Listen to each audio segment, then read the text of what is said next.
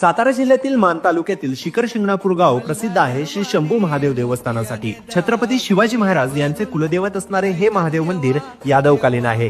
पौराणिक कथेनुसार नारद मुनींच्या कळ लावण्याने माता पार्वतीकडून सारीपाटा ठरलेले महादेव रुसून बालाघाटाच्या डोंगरात आले व त्यांना विनवण्यासाठी माता पार्वतीने भिल्लिनीचे रूप घेऊन शंकरांना मोहित केले व त्यांच्याशी तिथे विवाह केला।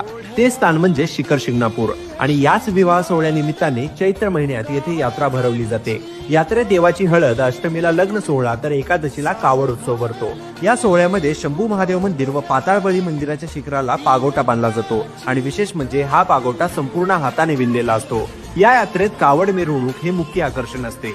मोठमोठे तांबा पितळाचे पाण्याने भरलेले हंडे या कावडीला लावलेले असतात।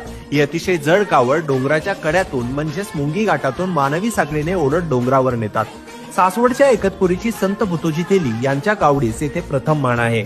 शिखर शिंगणापूरचा महादेव हा मोठा महादेव म्हणूनही ओळखला जातो। असा शिखर शिंगणापूरचा शंभू महादेव संकटात धावणारा व नवसाला पावणारा अशी त्याची ख्याती आहे।